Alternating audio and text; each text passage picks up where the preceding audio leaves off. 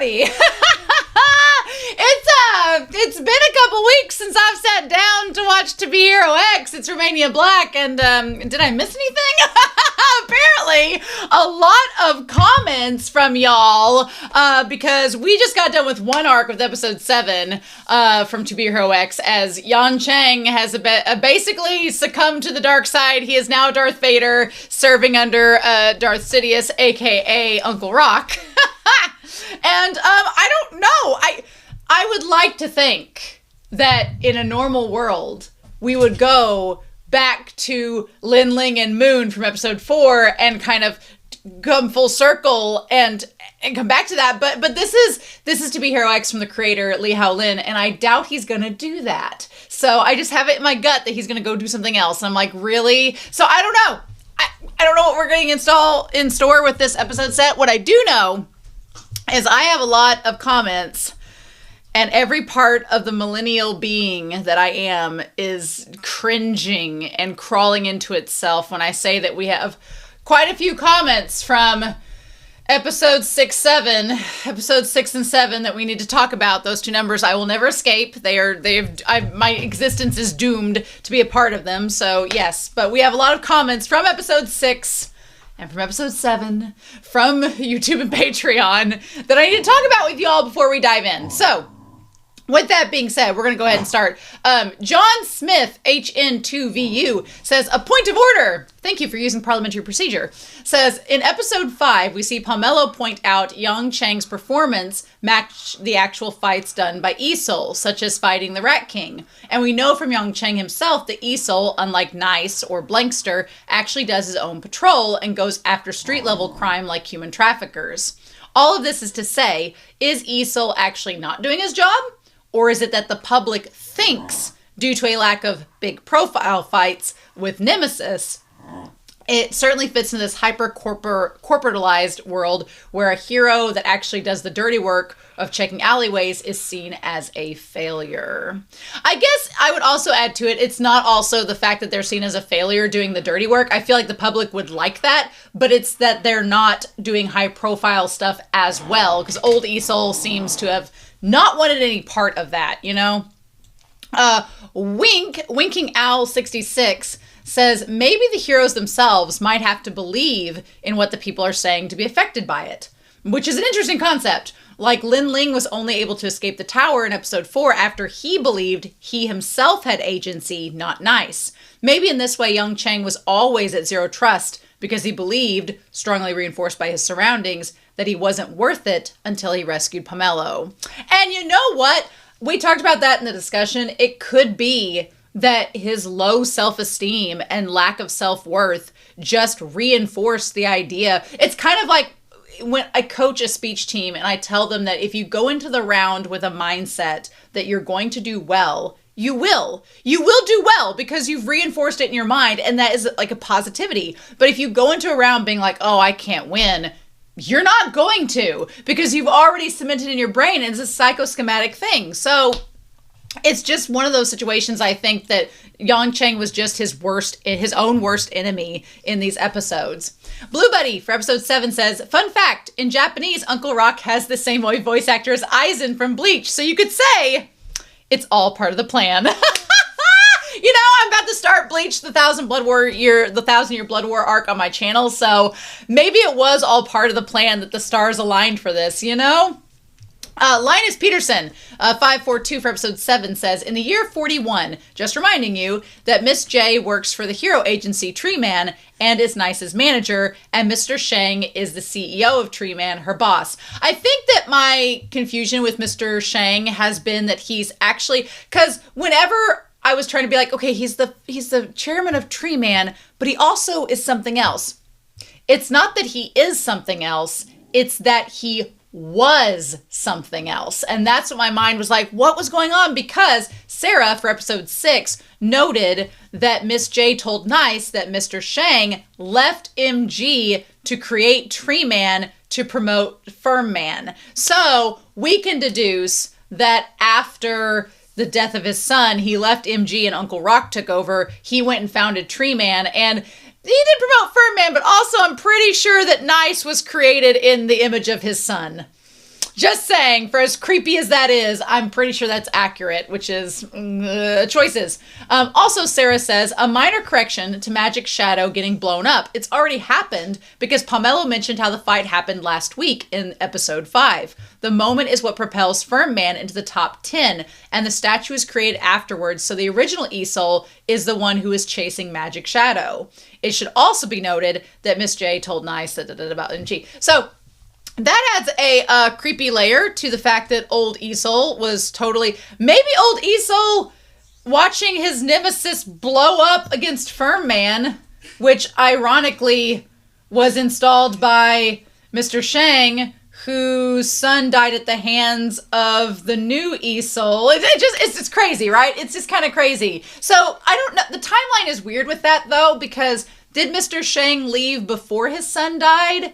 Because if in episode 6, Pomelo was talking about the match between Magic Shadow and the fight between... Okay, no, we're gonna...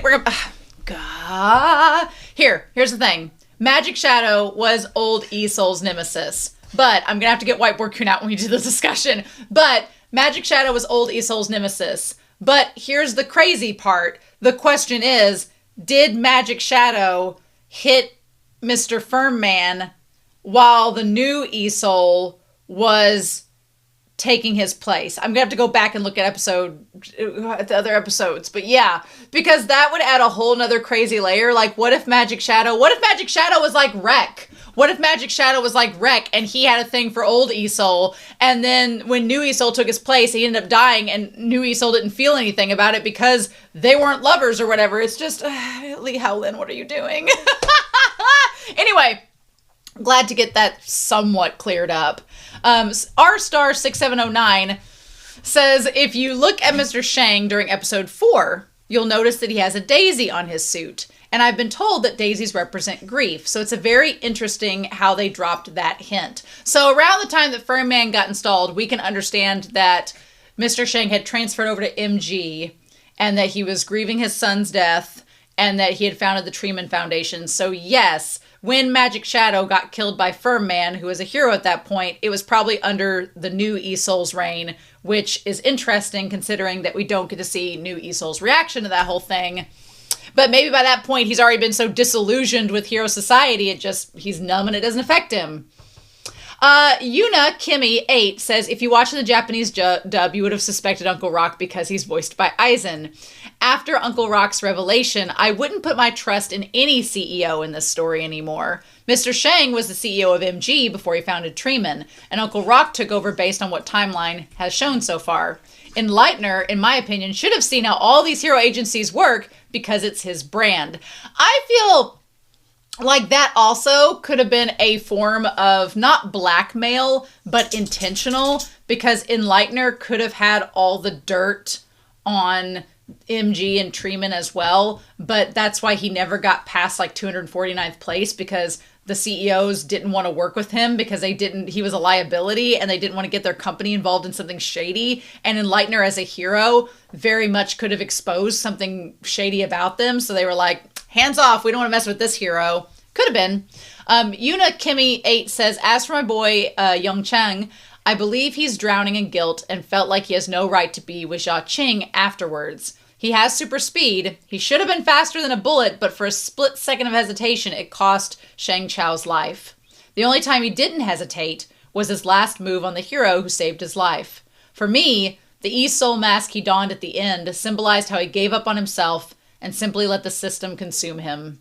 Also, Yang Chang and Lin Ling are like two sides of the same coin at this point. I definitely agree. I think that Lin Ling fought back against the system, and because of it, he was allowed to be victorious. To what effect? I don't know, because, well, how victorious? Because Moon gets shot in front of him, so still suffers for it. Whereas you have Yang Chang, who becomes victorious, but at what cost? So yeah, they're both similar sides to a similar coin.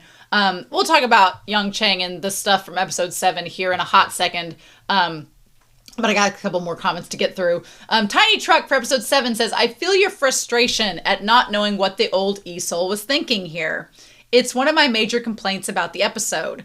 I kind of, keyword kind of, like it from the point of view that probably no one ever found out, not Young Chang, his manager, etc. So it creates a nice narrative light on things, about how his own thoughts don't matter, not for the plot nor the people around him, and thus were unnecessary. He was there as Isol, an image and a concept, not as a person. But I still kind of want to know what he was thinking. Yeah, I mean, the symbolism is there, that he's just an object representing a company. He doesn't have any identity or agency. But at the same time, it's like, what was he thinking? I'm with Truck on that one.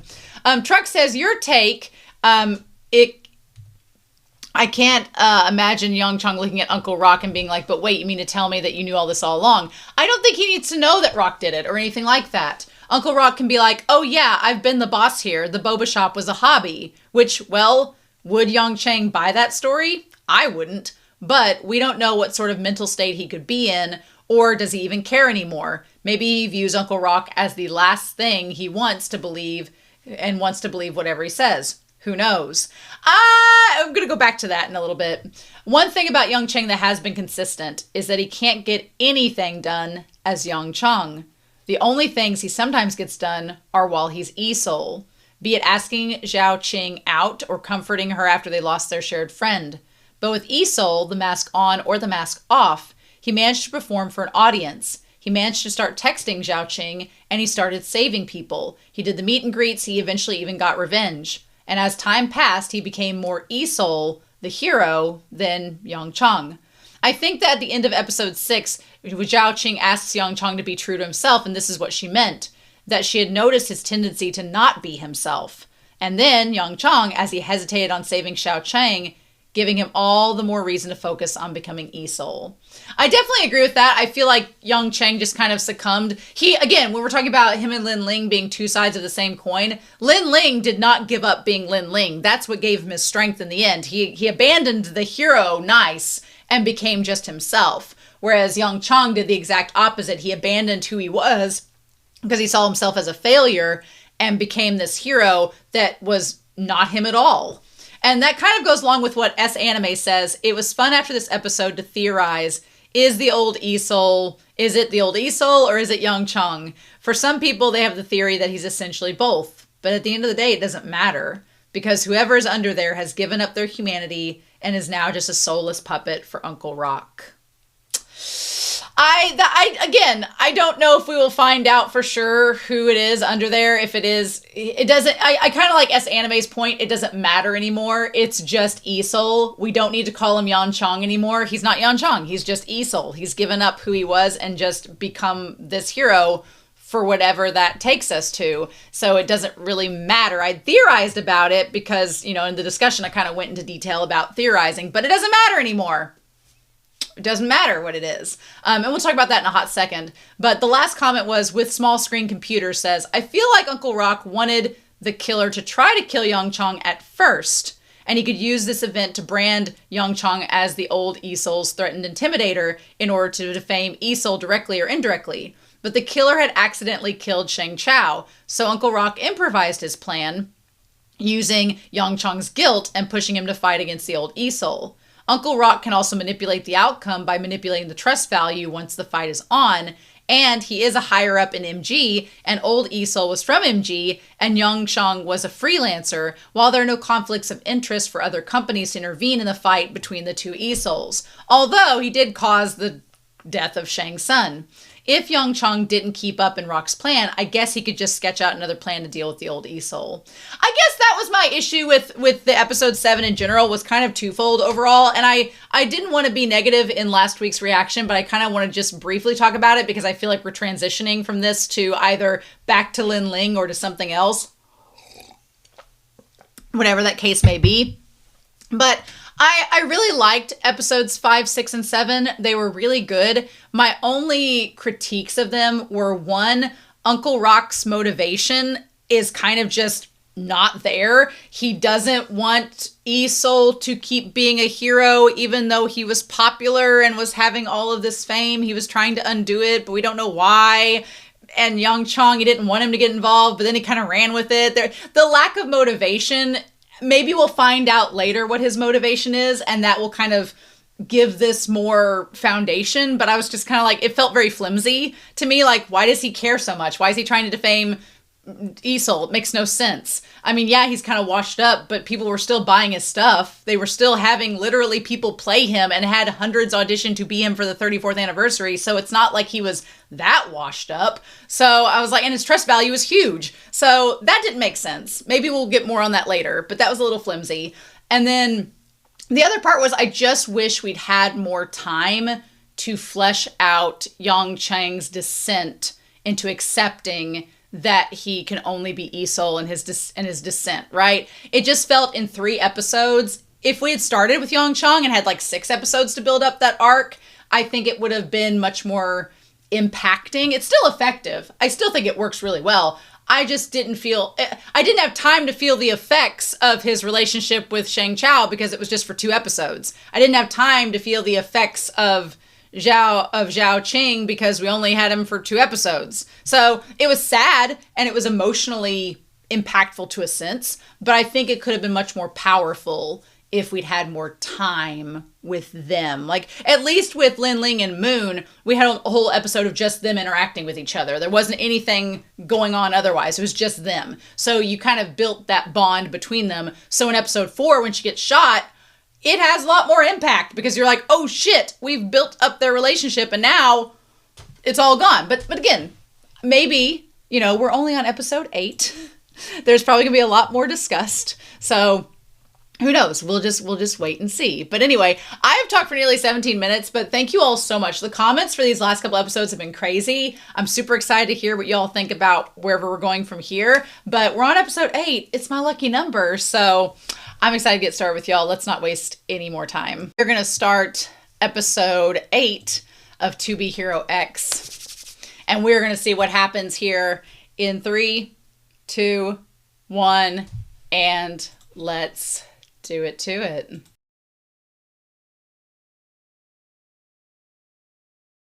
Man, there's just not, we just can't cut a break, can we? We cannot cut a break with this show. Okay, so we've got Lucky CYAN. We've got her kind of established. I guess we need to go back to try to create some kind of timeline because they very distinctly don't give us a lot of timeline to work with in this, which is convenient for them because I'm sure they're going to come back to it. But we need to know that the Hero Commission has been going on for 41 years.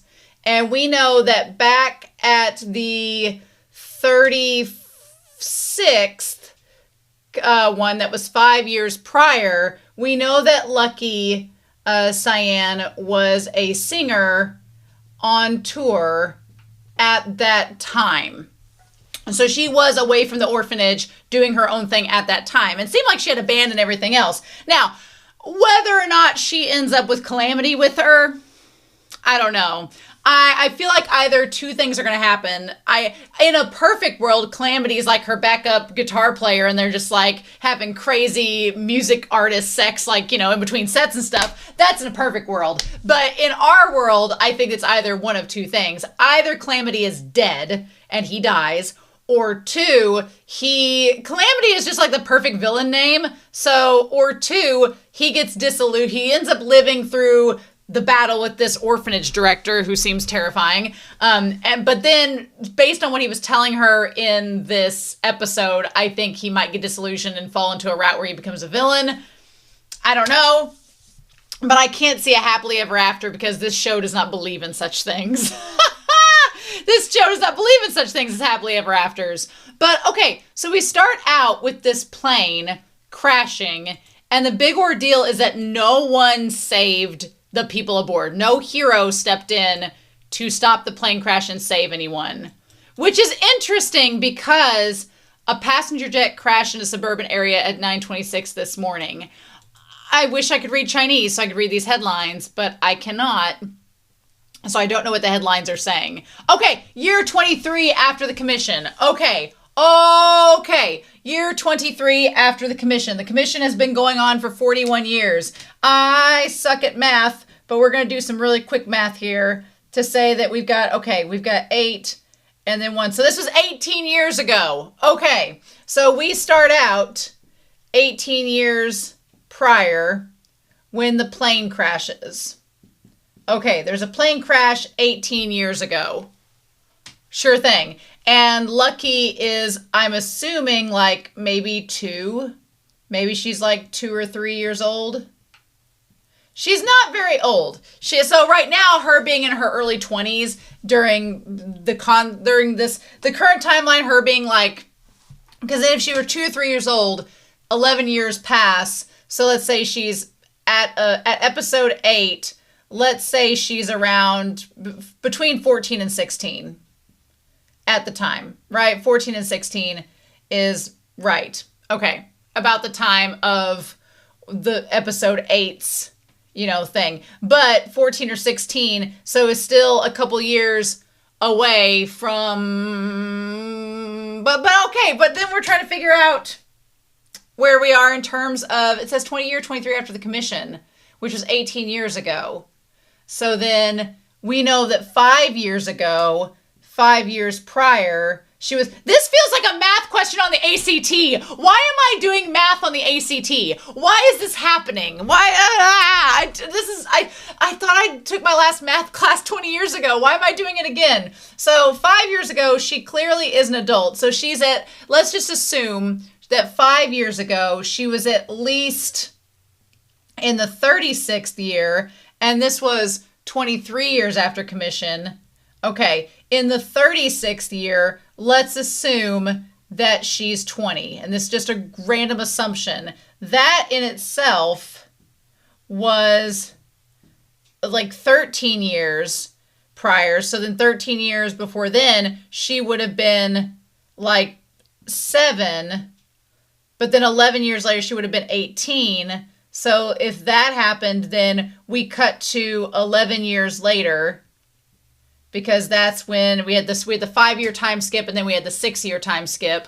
So when she breaks out of the orphanage, let's say she breaks out at 18 years of age, which would emancipating her from the orphanage seems about right. So she's about 18. And then 2 years later is when the whole ESOL thing comes down, which would be around the time, 2 years to get her a concert tour, make her be famous. Yeah, that checks out. She already had a high trust value, so that checks out. So, okay, we're going to assume that she might be 6 or 7 on this plane trip. I hate these numbers. They're plaguing me. But yes. So, okay. Since the founding of the Heroes Commission, we're assuming that this is 23 years after the founding. So 18 years prior. There's been an investigation. You better believe that I'm going to be checking some of the background information here. So we find out one of the guys that is infiltrating to try to get some information about what's going on. We're going to start this so we can see some of the stuff. He's like, I managed to sneak in. So this guy is interesting. Here in 3, 2, 1. He has a daughter. So we have this reporter. Let's say 18 years ago. So he's got some age on him now, right? This reporter 18 years ago had a hero daughter who was at least 17 years old. So she would be, 25 now, interestingly enough. We're going to put that on hold now. So 18 years from now, he's probably much older than this. He seems really nice. I liked his character a lot. And the fact that he saved the girl, but he saved Lucky and then, but didn't immediately take her to the authorities because he thought that she might be targeted. He had a good intention. No good deed goes unpunished. He had good intentions to save her and then take her to the orphanage where she'd be safe. My question is, how did she end up? I'm guessing maybe what activated her hero powers is that if her parents knew they were about to die in the plane crash, they put all of their faith and trust in her that she would live. And that activated this Lucky ability that she's carried with her. That would be my guess, is that her parents just instilled that upon her. Let's get past the intro. We didn't have an OP. We didn't have an ED, which was interesting. I'm assuming that her song at the end kind of cuts for the ED. The CYAN girl, lucky number 8. I felt bad that these kids playing soccer, that wanted to play soccer with her, that she looks about 7 there. That checks out. That, she ends up, all she wanted was a friend, which is what Calamity ends up becoming for her. And instead she couldn't get that. I'm curious if there's any significance to the very Uncle Rock-like shirt that this man is wearing here. It's got the floral print on it, only it's black or whatever. I don't know. The moment we saw this guy, the moment we saw the orphanage director, I was like, okay, couple things. One, he does resemble Nicholas from the Care Bears movie, and that gave me a little bit of pause because Nicholas, if you've ever watched the Care Bears movie from the 80s, it's a Western film, but Nicholas looks like this man who also looks like Mr. Rogers, who seems very friendly, but if you've watched the movie, you know that Nicholas's character goes through like a villain arc. So I was like, I don't know. Second thing that I noticed is he's wearing the Mr. Rogers sweater, but it's orange. If you know your color theory, you know that orange is a universal symbol for caution. That's why they use it in construction sites, and that's why the construction cones are orange. It's a symbolic color to be wary. And then he also has a black shirt underneath, which again is tied to his inner villain. So I'm like, I don't know. I don't know how I feel about this. Also, I don't know if the flower is symbolic of just the orphanage or whatever, but his whole thing is that the orphanage director wanted to be his own hero. So, okay, the reporter's name is Liu. Liu sounds like a familiar name, but I don't know if it is important right now. But I've also heard of Liu in other series, so that's probably where my mind is getting jumbled up. And he's like, I don't know where to hide my face from you. And here's the thing. He's like, you started this orphanage. And he's like, you're a real hero. And the orphanage director eats that up. So yeah, this orphanage director was trying to get some clout for himself while trying to seem kind of like holier than thou. And he's like, why didn't you report it? And he's like, I found her first and I snuck her out. The disaster lies too many hidden scandals. I was afraid she might be the next victim. So we go back to his reporting job, and I thought this woman looked a lot like Miss J, but I don't think the timeline lines out for that. But she's like the hero's collective failure. So I want to kind of note what their conversation was. Because she's like, I told you to report on the accident. So this is around, I don't know what month this is supposed to be, but it's got 31 days. So it's not January. It's nice outside. So maybe it's June. Maybe it's May or July. June has 30 days. Maybe it's May or July when all this is going on. Or maybe it's March. Why are you out here pointing fingers at heroes? So timely depth real. Interesting. Why didn't anyone render aid to the plane? If we don't dig up the truth, that means that people don't care about it. And she's like, they need proper guidance. Doubt would affect trust values. So here's the crazy thing, is that with the plane crashing, Liu wants to find the truth because otherwise the population won't know.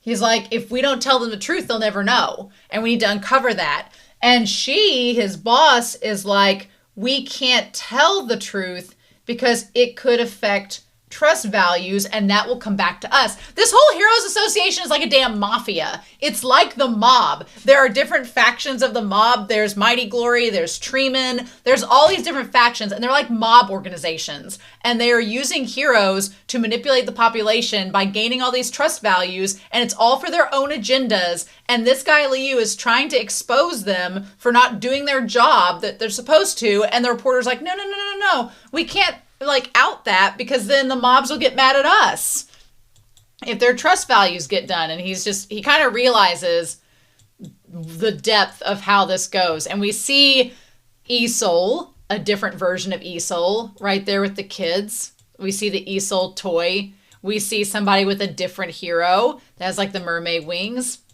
And we see that there.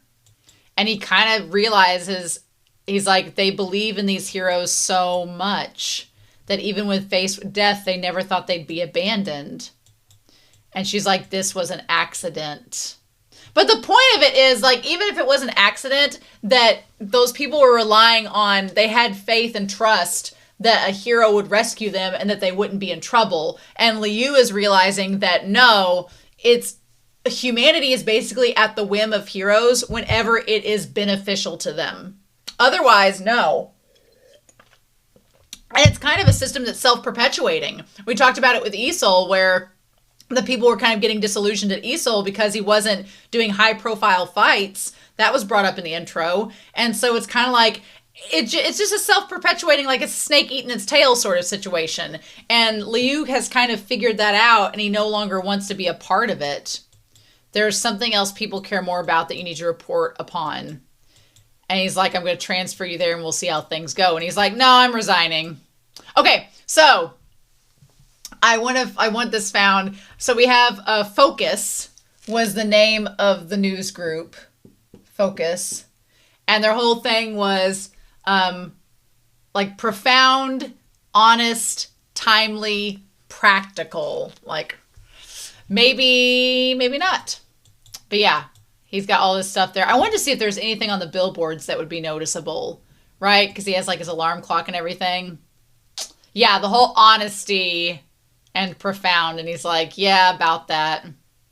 Okay, so what that says there, it says something about seven notch or even notch. There's something on that billboard that's been like scraped out.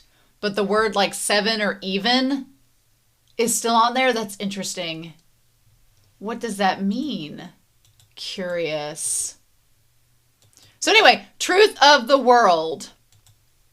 And there's something about a plane. So he hears this guy who, to me, sounds like he's working for the Spotlight organization. He's like, accept fear, give the world the truth, investigate the crash. Accept fear and give the world the truth. Because here's the thing, the Spotlight organization's whole thing with the Spotlight organization has been that villains feed off of fear and heroes get strength from trust. Those are kind of the two dualities that we have. And so Leo is kind of like, what is this whole thing about fear? Like, what about that? Like, hold on a second. I like it, like, offers to take that guy away. He's like, I'm asking what you said. What about accept fear? And this guy is like, oh, yeah.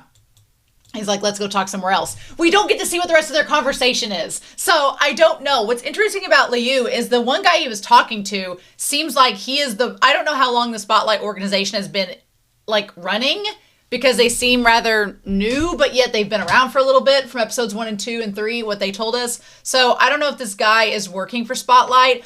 I could see Liu going to work for Spotlight because he's disillusioned about the Hero Society. What we don't know is, because his daughter is a hero, how does that factor into everything? So we're getting introduced to these characters, and I feel like they're going to come up later, but they're just here at the very beginning. And he's like, in the end, it's better to leave the child in your care. And he's like, you're a real hero. Which is that validation is what that man wants. So I feel really bad for Lucky, because her whole thing is, it starts out as just like a fun little quirk that she can guess things correctly and she has a lot of good luck. But it very quickly snowballs into this poor kid getting like asked to pick out like where houses are going to be to give luck, like spouses. Like I felt immediately bad for her. And the one thing that I felt the most bad was that the orphanage director, you know, when he finally realizes how things have snowballed, because, you know, she's kind of, the one woman says that she's being bullied, but she wasn't really being bullied. The kids were just kind of taking advantage of her ability, and the adults start taking advantage of her ability. And I had hopes that maybe if the orphanage director was a nice man, he wouldn't do that. But that's not what ends up happening. So like the girl picks the guy, although that cake does look amazing. I can't have chocolate. I'm allergic to cocoa, but everything else about that drip cake with them golden Oreos on it, heck yeah, give me that. But yeah.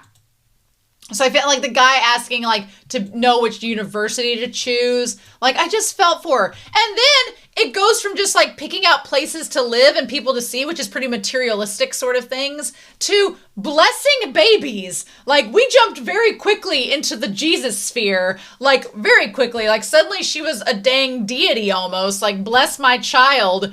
And poor CYAN has no clue what she's doing. And everyone's just, The one that got me, aside from the baby getting blessed, was when they're like, which day should I pick for my dad's funeral? Why would you want to know that?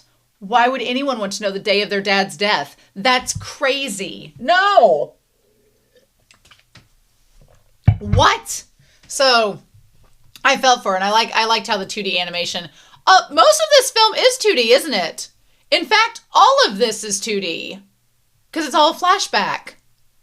Interesting. This is all a 2D animated episode. That's really actually kind of cool. Nice. So I didn't, it speaks to the quality of animation in this series that I didn't question it went from 3D to 2D, which is kind of interesting, but it totally did. And so the one nun says she's doing good deeds, but she's like, don't tell anyone what you saw. And then Ms. Zhao, he's like, you're treating CYAN like a money tree. And so she says she forced this money on me to donate to the orphanage. And he says that he wouldn't use such ill-gotten money even if we needed it. And then he goes to her and says, if anyone tries to harass you or use you, tell me directly. Which, you know, he has kind of this like fatherly figure here, and he has this very imposing presence. Also, I feel like every man in anime or donghua that has that same haircut has like a 50% chance of being a villain. You know? So, just, at first I was like, okay, well maybe he is trying to help her. Maybe he is a good guy. But then he looks back at the money. And money is very tempting. The greed and money is so tempting. So tempting indeed. And that long look he has at the money made me go, uh-oh. I don't know, 5 years later. 5 years later, we got this altar and everybody's in these outfits. And the moment we see her, because this is 5 years later, she's probably like 12 at this point. At this point, she's just 12. Like having her be this like CYAN, and she's in like the robes and everything where you can't see her face, and it's like stripping her of her autonomy. It really sucks. And I was like, nope, never mind. And so at first, and then like this charm has been blessed by her, and there's like little cacti, and they're selling pictures of her, and they get rid of her face using the robes, because if she doesn't have a face that doesn't age, they can keep this act up forever. Which sucks. I hate that. But yeah, they just keep it up to try to sell these charms and everything. And he's like, I never thought we'd be able to help so many people. Yep. And he's like, look at their genuine smiles. It's all because of the hope they received from us. That's what gets me. He didn't say the hope received from you, Lucky CYAN. The hope received from you and me. So he is like, even though all the blessings, all the luck comes from her, he knows that. He is positioning himself as part of the solution, part of what has been given to others. Like the egotisticalness of this man really comes out when you look at it, and it's like, and the fact that he's completely taking advantage of her and doing it in like a holier than thou way that strips her of her autonomy is absolutely heartbreaking. And I'm like, this poor girl. And she's like, thank you for all that you've brought to everyone. And she just really feels sad because like she didn't ask for this. She didn't ask for all this. And I feel like, you know, even though CYAN is not like a traditional hero in that sense, she didn't ask for, it's kind of like Isol. It's kind of like Firm Man. This place of good, of trying to help people, easily spirals out of control thanks to the greed of others. And people taking advantage of your kindness and using it to be more self-serving to them than it has ever been for yourself. And it sucks because you can see very much like the people, the hero society, it helps people. But there is that question of like, how much of this is real and how much of it is a placebo, right? Because, you know, when she actually put the X on the map for the woman, or she picked the chocolate that was like her husband that turned out to be a CEO. Yeah, sure, that could have been her actual powers at work. But the whole thing about her charms blessing them and giving their blessings, it's like, is that really CYAN? Or is it just like a placebo effect where people believe they're getting blessed, but it's not really happening? It's all psychoschematic. So you could definitely see the parallel to the heroes, right? And they're like, you cheated, redo. And all she wanted to do was play with those kids. But the moment they see her, they just march past her like they're not allowed to play with her anymore. Probably because the orphanage director has told them that they can't, right? She's the sacred maiden.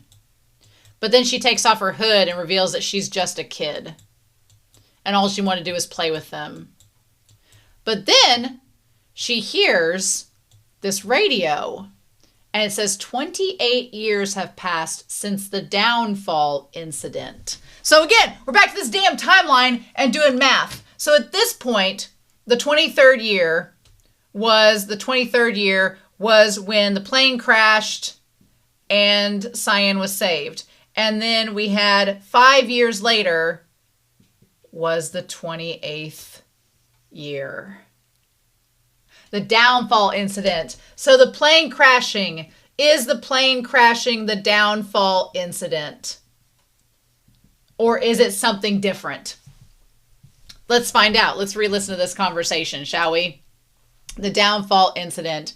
In those 28 years, though we've received protection from these so-called heroes, we've also been exposed to the heroes' conflicts, which, you know, is very much a thing. The heroes have caused a lot of damage, like Magic Shadow just exploding on someone's side. The collateral damage of what's been caused, like, sure, people have been saved, but people have also been exposed to a lot of harm as well because of the heroes. So we meet Calamity, the infamous Calamity, which I'm like, is he going to end up becoming a villain to her hero?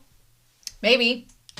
I hope not, but it's kind of, you know, a little bit. Also, if you notice, there is a lantern on with a light source, meaning that there is knowledge being given in this scene. Lee Helen's great for that.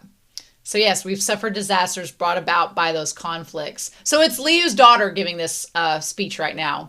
Though the commission has attempted all manner of regulations, they've amounted to drinking poison. What does it say? They've amounted to drinking poison to quench thirst. And that is because that which creates heroes is each and every person, and the will of people cannot be defined. Only through correct guidance can we truly achieve better order, which is why I want to become X. So X is the top hero, to be Hero X, roll credits, and Liu's daughter, she wants to become X to basically regulate hero society. Well, we've not heard much of her in the present, so I'm going to guess that didn't happen yet. So we're going to guess that didn't happen. We'll see. But she wants to do that. And this kid, Calamity, he seems he's pretty interested in this, in what she's saying. I believe I have the ability to create order, and I can use this power to reach for the top. And when that time comes, I will overturn the trust value system. Ooh! Okay, so she wants to overturn the trust value system. Well, she's definitely not around right now, so that was, what, 28 years? 38, that was 40, that was 38 years, 10, 12, 13 years ago. How's that worked out for you?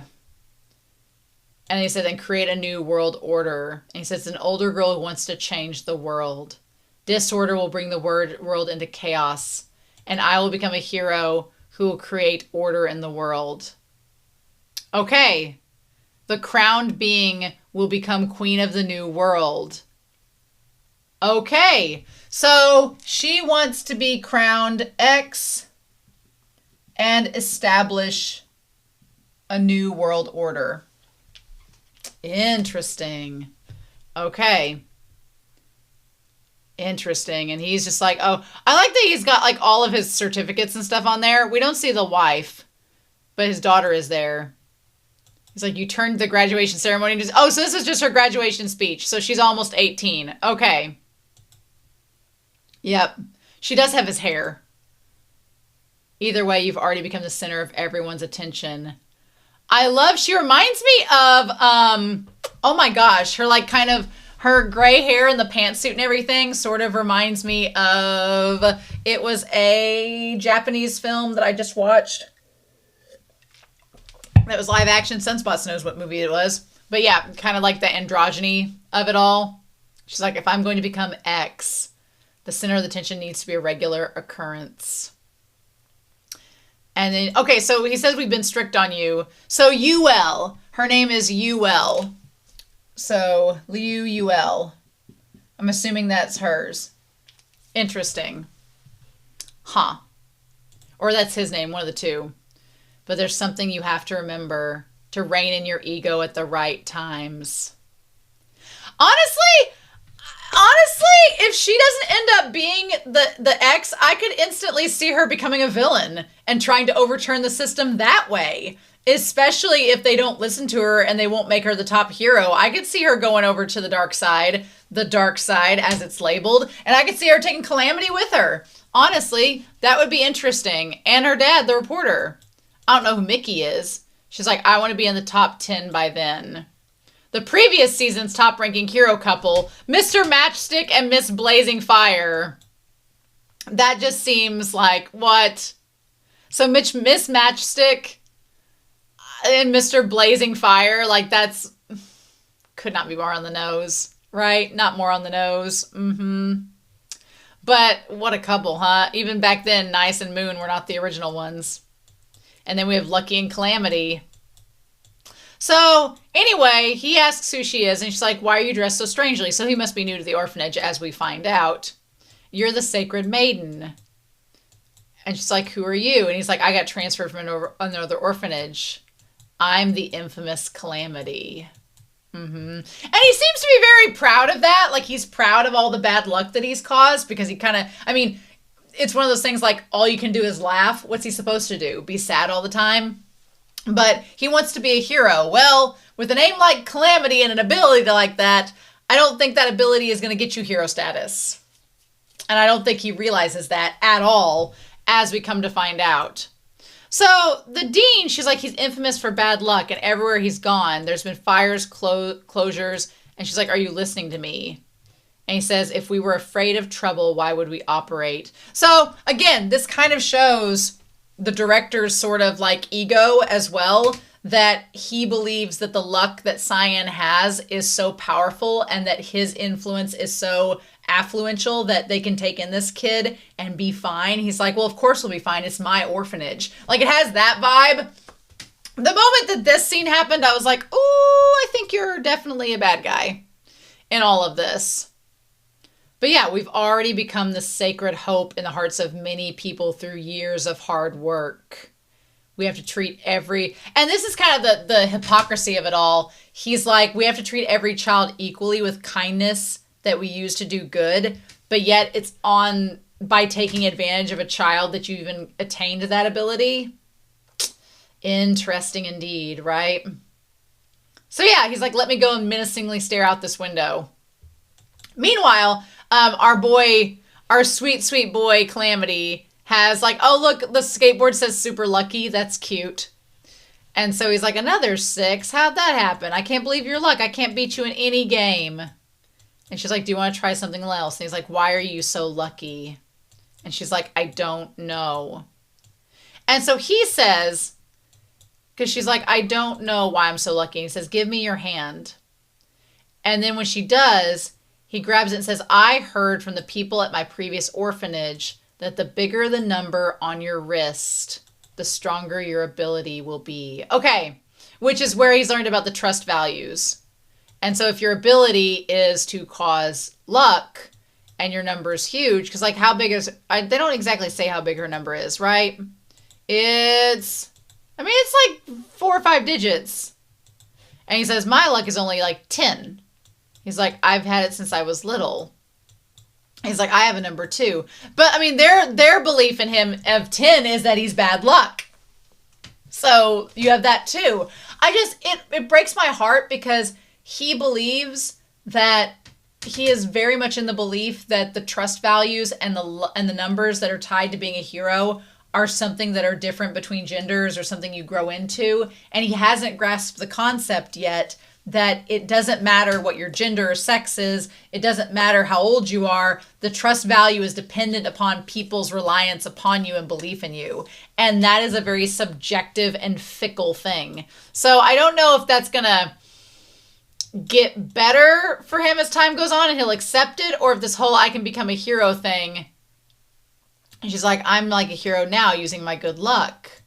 bringing people hope. She's like, but I don't understand why it has to be me. I just want to play with kids and have fun. And then we cut to him telling her that her hair is too bright and she has to cover it up, which is a lie.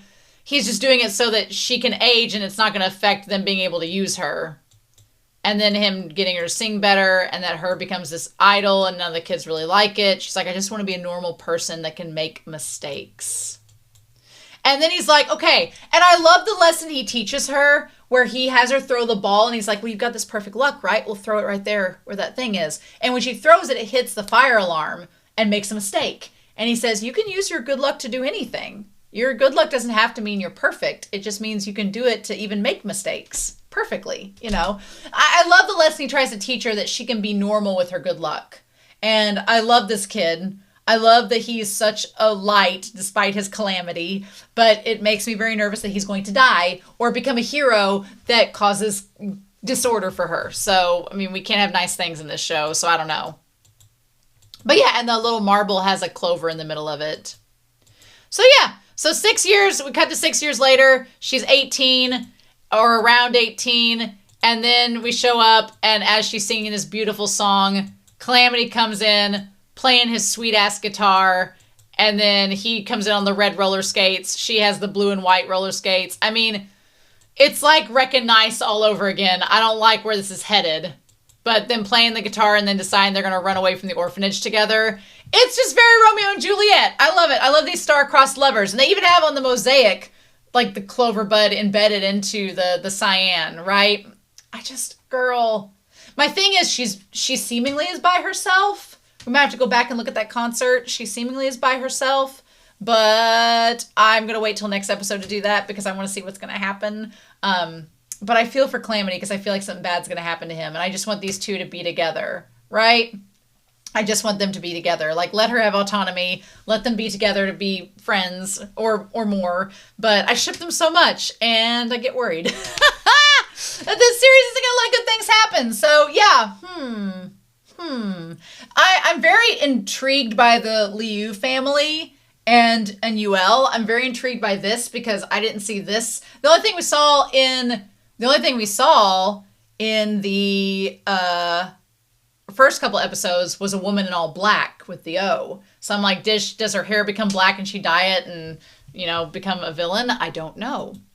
But yeah, I thought the song was cute. It was just kind of like, I wish we had subtitles. They didn't give us subtitles for the song. It just sounded like generic, uplifting, I've found my voice song. But it was good. She has a beautiful voice. Sounds awesome. And then, yeah, of course, he has like the black motif guitar. And then they try to run away together.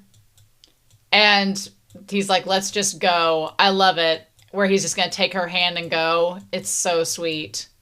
I'm rooting for them so much. But then they get to the very end. Your luck doesn't always have to be perfect. And right when this guy was trying to help them get out of the way, this big gust of wind shuts the door. And they look over, and who is it but the director having these powers? My dream of wanting to help more people. Of wanting to be a hero.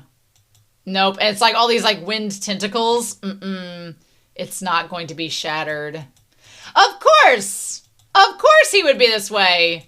Of course he would be a villain. Why would we suspect otherwise? Why would we have that suspicion? Yep. Okay. Okay. Yeah, you know.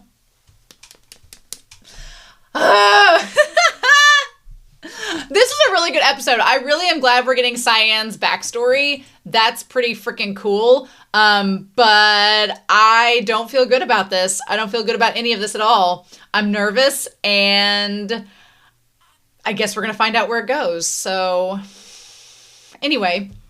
In any case, I am excited to hear your comments down below. I will be back next week, though, with Outbreak, and we are going to look at episode 9 and just see if Calamity is going to be okay or if this is going to be tragic again. So, anyway, I hope you all enjoyed this video. Please like and leave a comment down below, and I will see you all next time with more To Be Hero X. And I'll see you then. Bye!